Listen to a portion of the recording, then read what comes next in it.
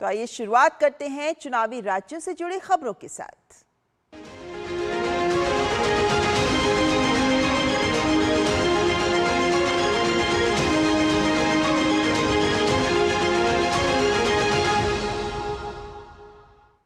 प्रधानमंत्री नरेंद्र मोदी ने कहा है कि पश्चिम बंगाल में शरणार्थियों को सभी संवैधानिक अधिकार दिए जाएंगे और घुसपैठियों को निकाला जाएगा। आज पश्चिम बंगाल में कटवा, जंगीपुर और कुशमंडी की जनसभाओं में प्रधानमंत्री ने कहा कि राज्य में भाजपा की सरकार बनने पर नागरिकता कानून के तहत पात्र आवेदकों को नागरिकता देने की प्रक्रिया तेज की जाएगी।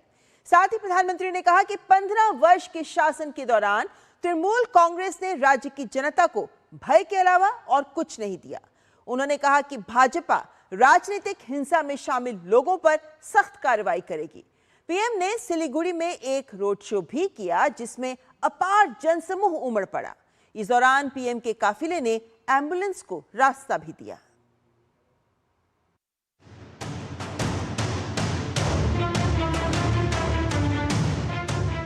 प्रधानमंत्री नरेंद्र मोदी ने पश्चिम बंगाल दौरे पर पूर्व बर्धमान जिले के कटवा, मुर्शिदाबाद के जंगीपुर और दक्षिण दिनाजपुर के कुशमंडी में जनसभाओं को संबोधित किया।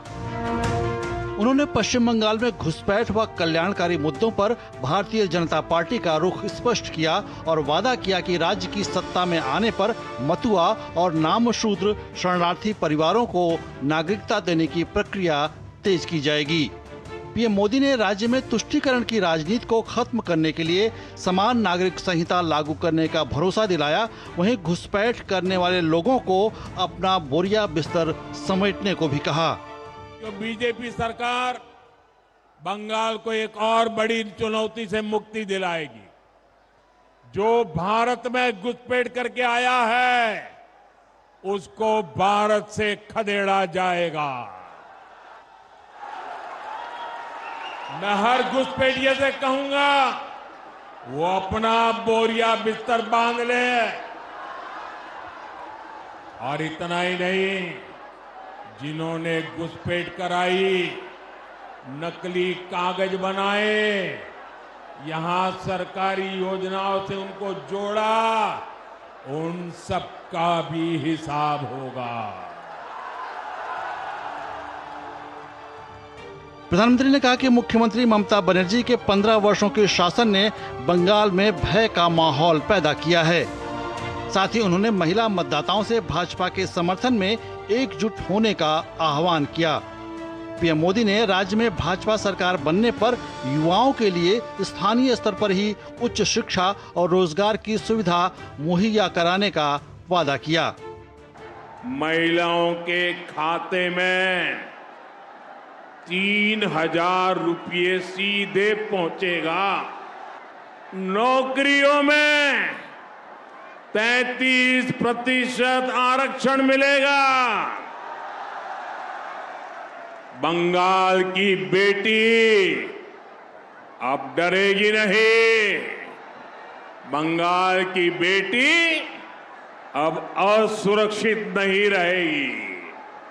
बंगाल की बेटी अब सम्मान और स्वाभिमान के साथ आगे बढ़ेगी।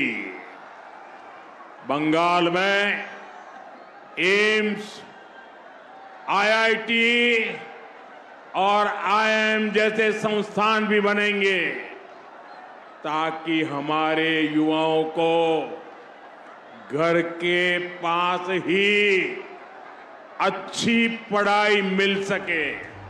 प्रधानमंत्री ने आरोप लगाया कि चुनाव में हार को भांपते हुए तृणमूल कांग्रेस साजिश रच रही है और एआई से तैयार वीडियो फैला रही है। उन्होंने लोगों से इस जाल में न फंसने का आग्रह किया। पीएम मोदी ने कहा कि विकसित बंगाल बनाने के लिए उन्होंने 6 गारंटी दी है, जिसमें टीएमसी के 15 साल के भ्रष्टाचार पर एक श्वेत पत्र लाना भी शामिल है। मोदी की गारंटी है कि बीजेपी सरकार भय को खत्म करके भरोसा कायम करेगी। सरकार पर, कानून पर जनता का भरोसा लौटाएगी। बंगाल बीजेपी ने कहा है कि हम टीएमसी के 15 साल के भ्रष्टाचार, दंगे, रेप, मर्डर ऐसे हर अत्याचार को सामने लाने के लिए व्हाइट पेपर लाएंगे। कल्याणकारी योजनाओं के मुद्दे पर प्रधानमंत्री ने कहा कि पश्चिम बंगाल में अगर भाजपा की सरकार बनती है तो पहली कैबिनेट बैठक में आयुष्मान भारत स्वास्थ्य योजना लागू की जाएगी। उन्होंने कहा कि भाजपा तृणमूल सरकार की योजनाओं को नहीं रोकेगी, लेकिन उसके भ्रष्टाचार और लूट का अंत करेगी। प्रधानमंत्री की पश्चिम बंगाल में हुई 3 जनसभाओं में अपार भीड़ देखने को मिली और यह सिलसिला सिलीगुड़ी में हुए रोड शो के दौरान भी देखने को मिला, जहां लोगों ने पीएम मोदी का गर्मजोशी के साथ स्वागत और अभिनंदन किया।